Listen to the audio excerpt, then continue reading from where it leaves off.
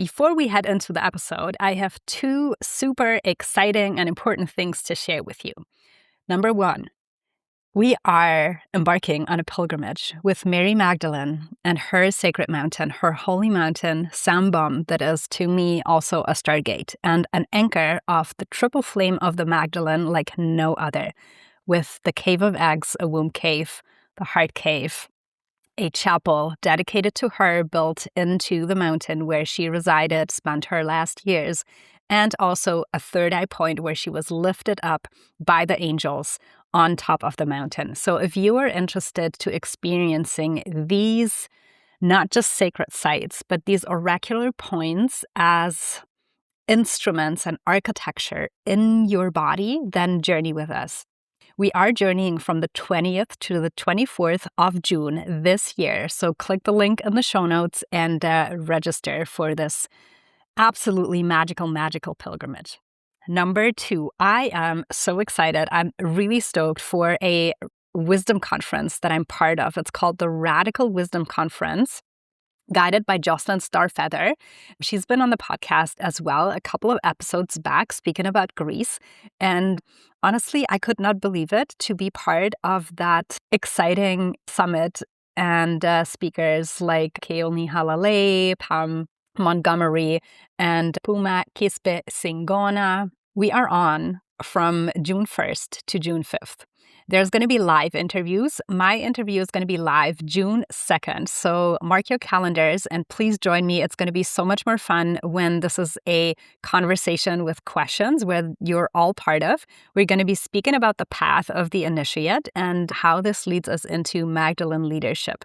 You can join for free, or you can also purchase the lifetime access for $55 upon signing up only, which is honestly, for what you're getting, it's just amazing.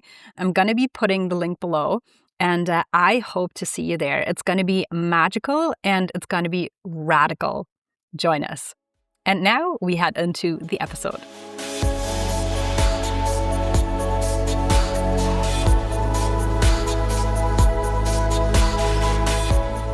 Welcome, Sacred Seekers. Let's take a deep breath together and drop into our hearts. Because today we'll be journeying into the Emerald Heart of Albion. And my guest is Laura Clark. She bridges the studies of language, history, energy healing, and mysticism. Laura has a special story because she was born in Buenos Aires, but early on felt a deep pull from the Celtic lands where she lives today. And I am more than excited as she'll be guiding us through the mystery and the magic of the Celtic landscape and also the Celtic Rose. Welcome, Laura. Thank you. Thank you. Thank you for having me here today. These lands are absolutely magical. And it is strange that a woman born in Argentina should feel the cold of the land in such a strong way. Because I was born, my mother was Sicilian from Sicily, my father from Argentina. None of them spoke a word of English, not a drop of Celtic blood in me. And yet, as a child, I felt it and I felt it.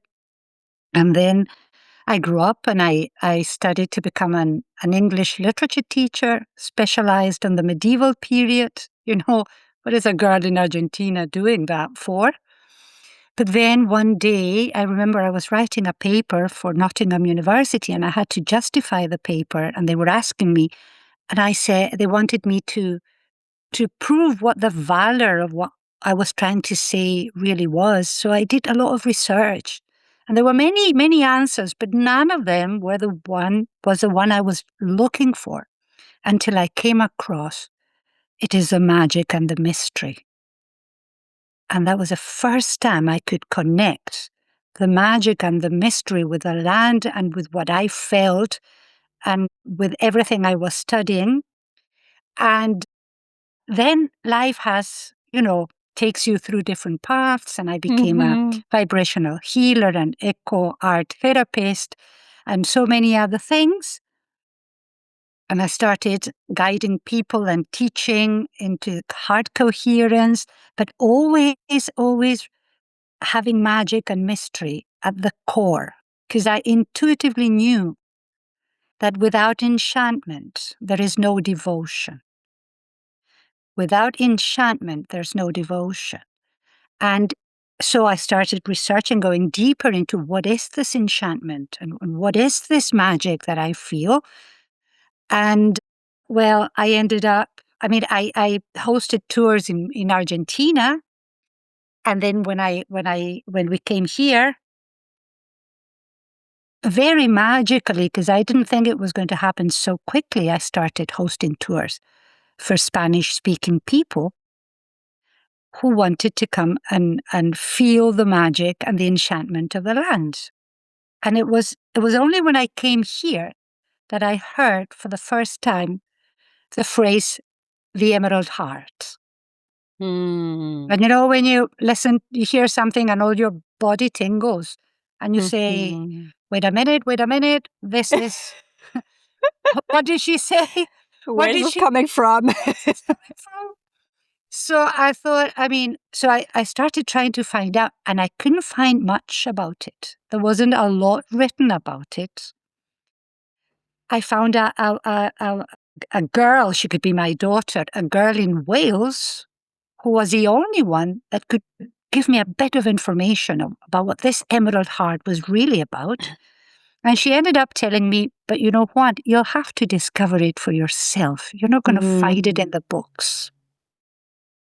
And it was while walking the land and while, touring and guiding people that I understood more and more what this Emerald Heart is really about and why it is so important for everything else, for the Celtic Rose and for a technology of light that begins with the Emerald Heart and with the Emerald Light. And this is a frequency that these lands hold that is related to, it woven within the land. You could never separate it from the land. Never. If you want to separate it from the land, you lose it. You can never perceive it. And it has to do with, it's not only the greenness of the land, it's a shimmering in the land. There's a shimmering in the land. I always thought that magic was that shimmering, but then I understood this was this emerald frequency that has to do with light codes that were embedded in the land by the mother, by the goddess herself, through an umbilical cord into the Emerald Heart of the planet, which is Iona. The island of Iona is the Emerald Heart of the planet. And this was directly poured into, and then through the ley lines, spread all over. And through the megalithic buildings, those who built them, the shining ones, knew what they were doing. They were anchoring these codes, at strategic points on the land. Unfortunately, because we have come away from nature, I am an eco art therapist, and the first thing I remember studying was that we spend 95% of our time indoors, unfortunately, comfortably, comfortably indoors. So this connection to the land, but when I mean the land, it's not only the earth. It's the land, it's people, it's myths, it's legends, it's folk soul. It's folk soul. So if you get disconnected from this emerald frequency is still there, but it needs the human heart to activate it, to keep it flowing. There are other creatures of light, not creatures, I don't know that word. Other beings of light. But I like that better. The she, the Selkies. There are others who keep this frequency going, but it takes the participation of man, of the human being, for it to be to still be very vibrant. So in my tours, what we do is we go to these very important places where the emerald frequency is very high, because it's at its most in thin places. Thin places, what the Celts call thin places, in between places, where it's neither here nor there. In those places, the emerald frequency is at its most. And what I've discovered not so long ago is that this emerald heart is a very strong magnet for adamantine particles. And adamantine, a very strong. So this land attracts this brilliance, this light. And this is the shimmering. This is what people perceive that they can't put, words on, but they feel it. They feel this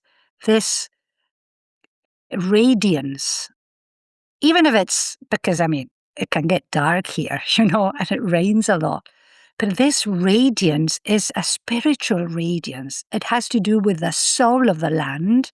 Albion is the name, is the ancestral soul name of the land, and it means white light. And Alba, which is the name of Scotland, means also light. It is all about the light here. All about the light.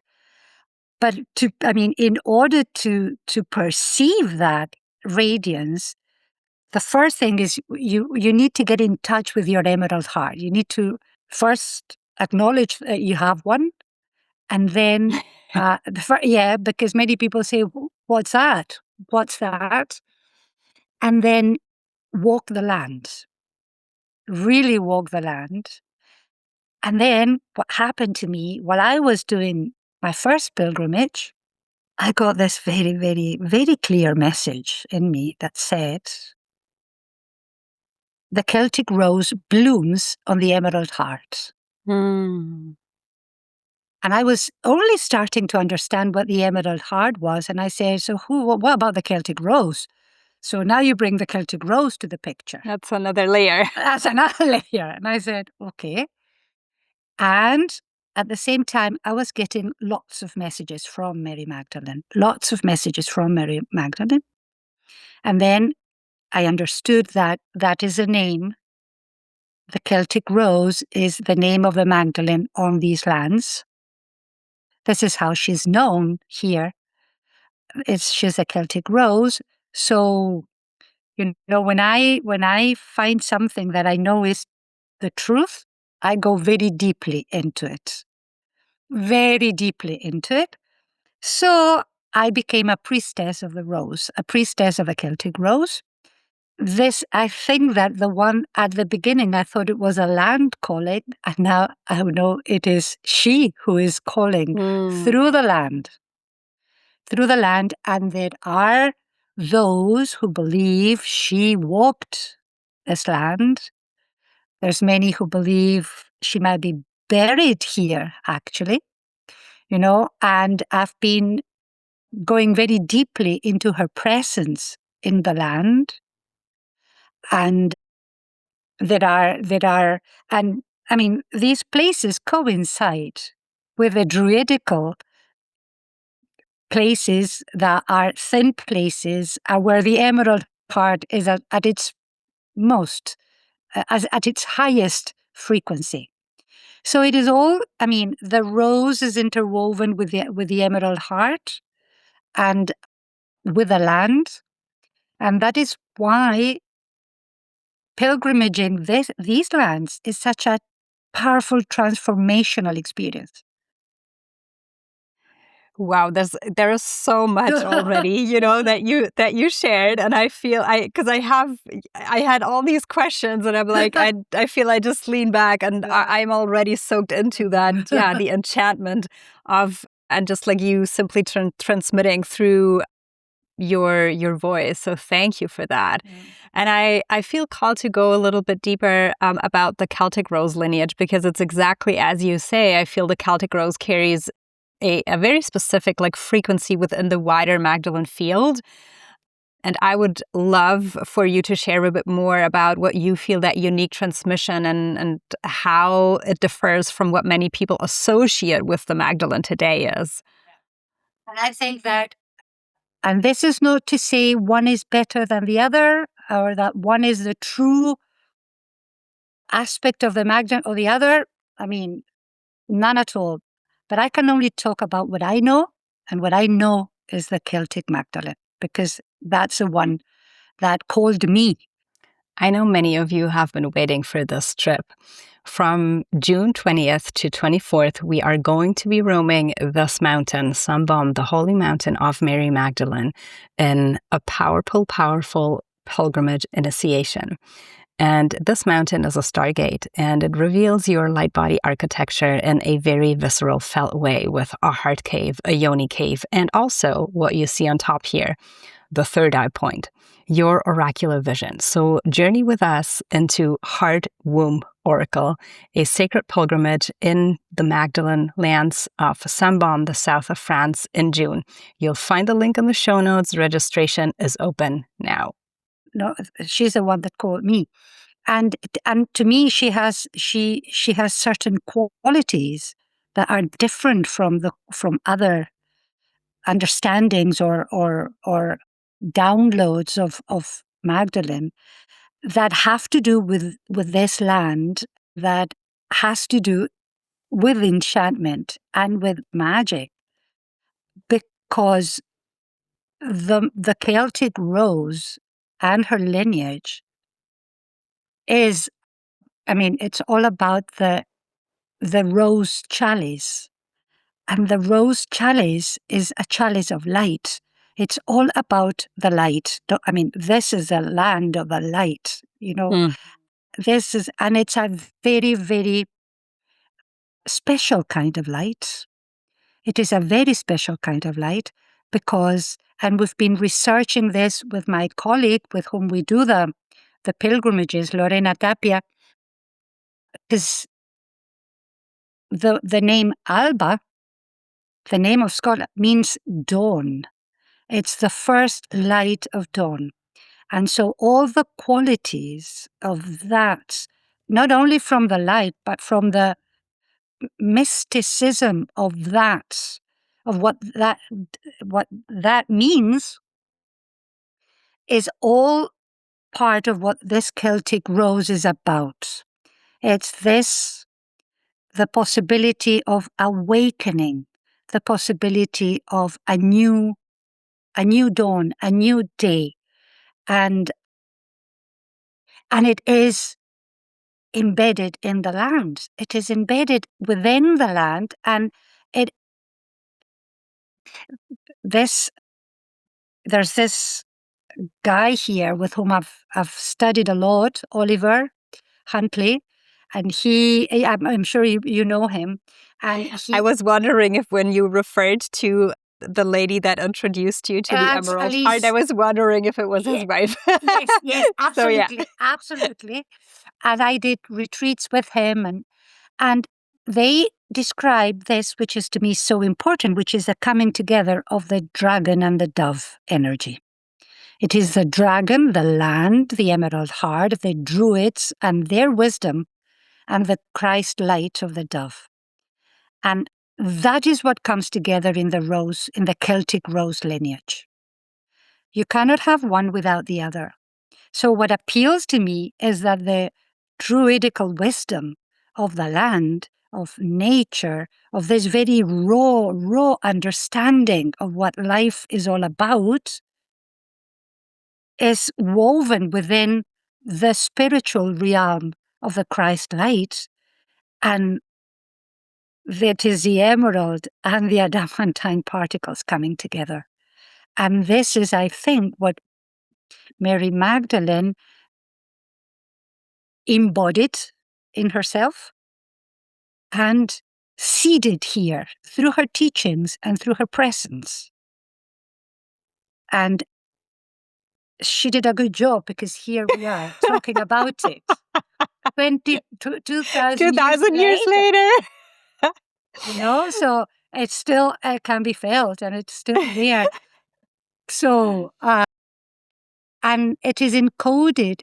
Sometimes it's very difficult to translate it into words, because it's a felt experience. It is a felt experience. And I think what we are needing also is to develop this felt perception of reality. Felt, embodied, felt perception, and we need to kind of work with our nervous system so that our nervous system can integrate and receive more and more of this which is out there, but that we cannot grasp it because we kind of we forgot our capacity. We forgot our capacity. Yeah. But it can be remembered. And the land here does it for you. The land here does it for you. She helps you. I love that. And what you're talking about, I feel a lot of the work that you are doing with and through the land, for me, it's a mirror like what I do with Magdalene Reiki, because this is exactly like the enlarging or remembering the capacity of what our bodies are here to do, which is in essence a sacred mirror of what was installed in the earth grid as well. And I love how this conversation is unfolding, because you actually always pick up on a current that I feel that I wanted to go next. So let's talk a little bit about the dragons, because I would love to hear your perspective, how the dragons actually participate in this field and what is their role in reawakening the Emerald Heart.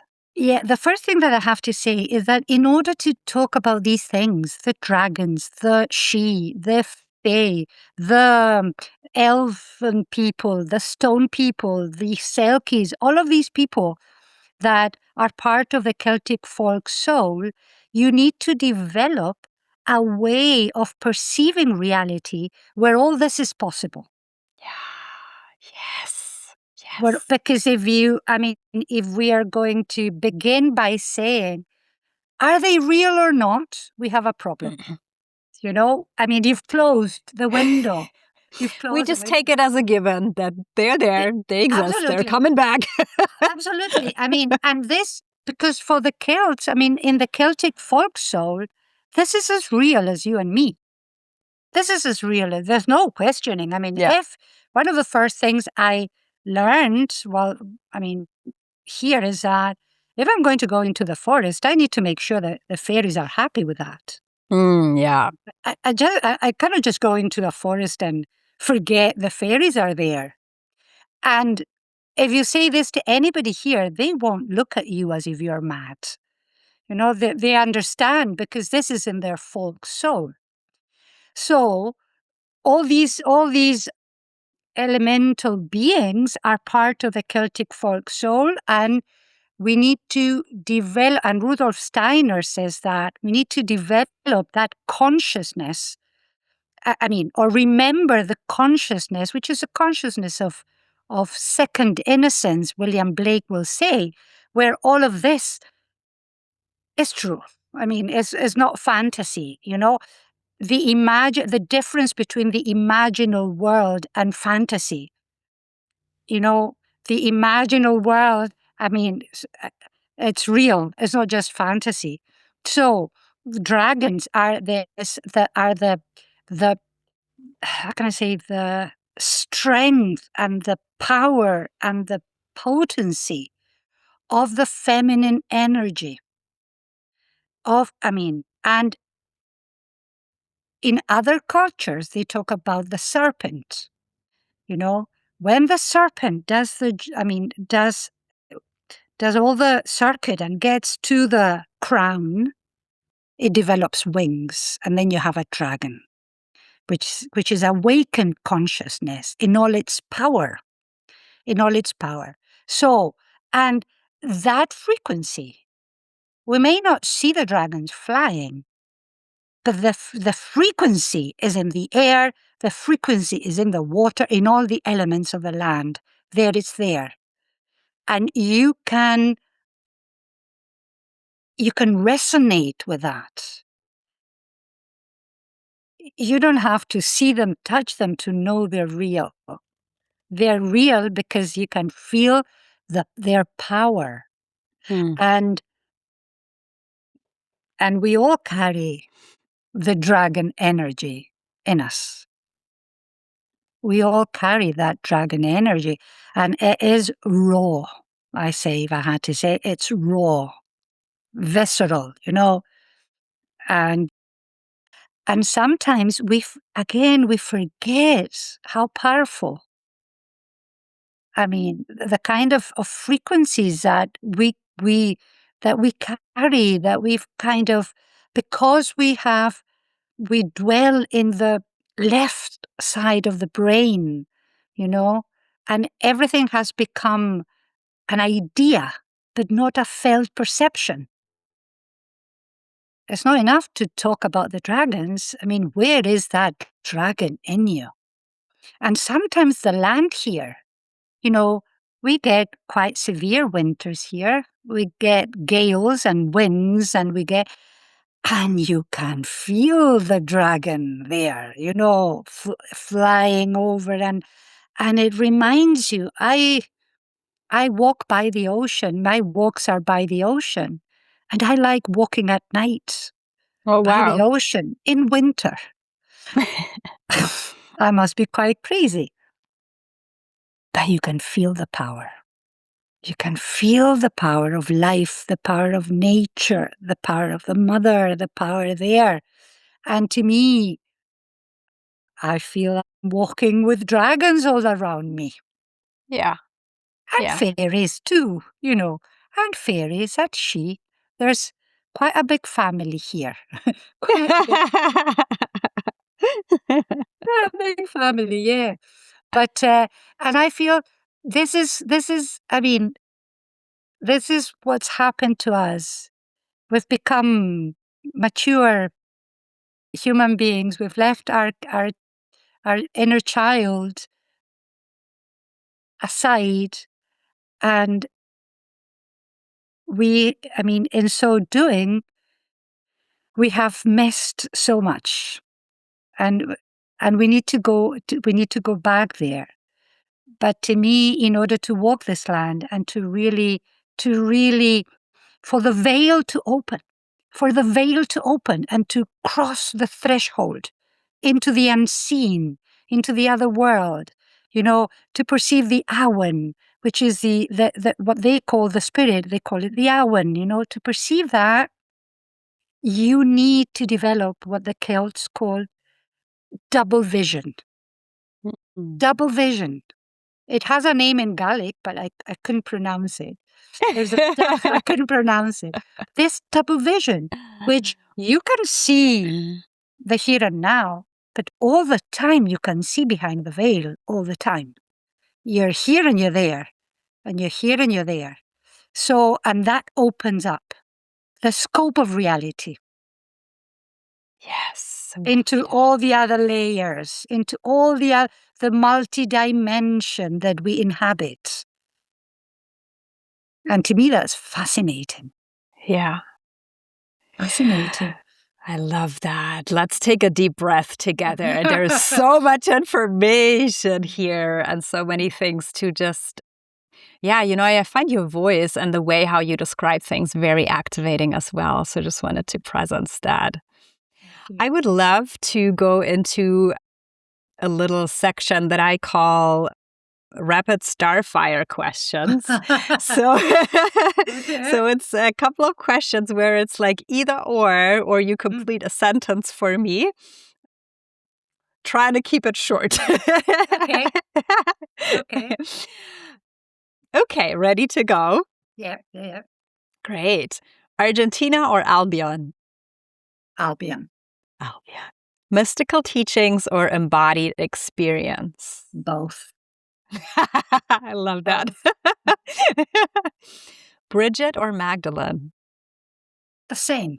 Same. Yes. Dragons are. The power of life. Yay. Healing pilgrimage or initiation journey? One leads to the other. I like your question, your answers. Your most favorite place in Albion? My house. Oh, your home. My How home. beautiful.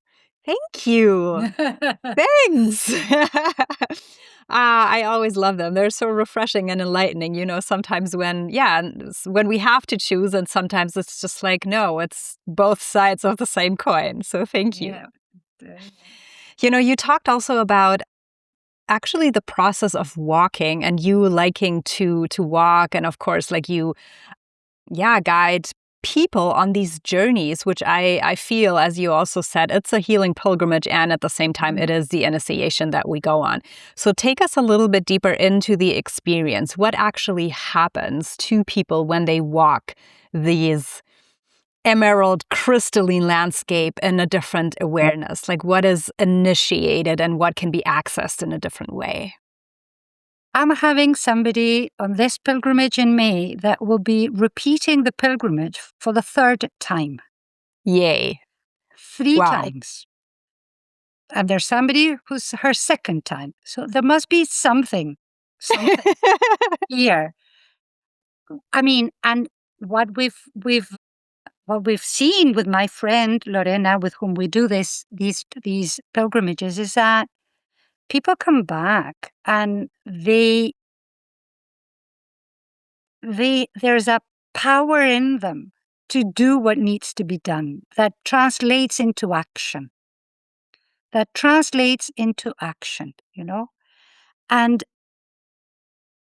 the great thing is that they cannot truly pinpoint, oh, this is what happened, here it happened, or what it is, but they know they've touched the mystery. They know they've touched a layer of the mystery that they'd never touched before. And when you truly,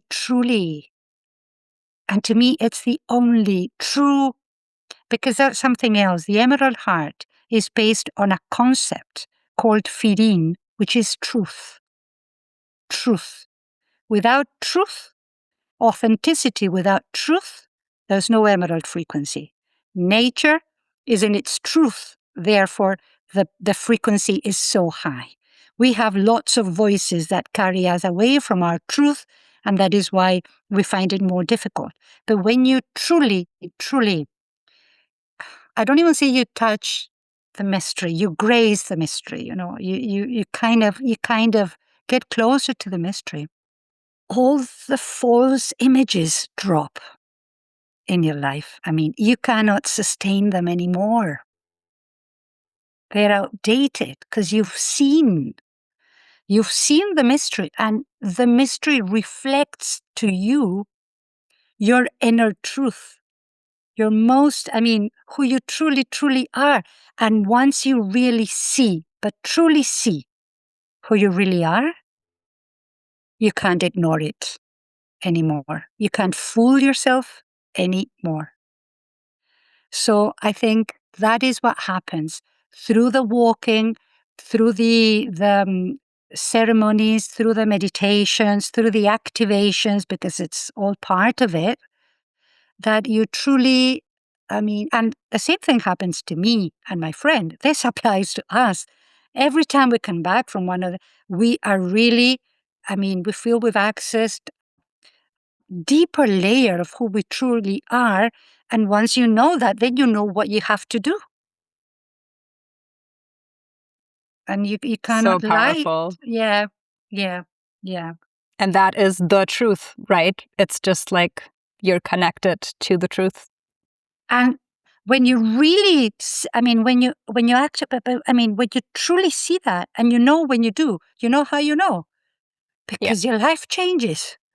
Because it cannot go on the same way it went. Yeah. Yeah. If you come back and you say, "Oh, I've seen the light and I've seen whatever, the mist or whatever," but my life goes the same. I mean, I'm sorry, you thought you did, but you didn't.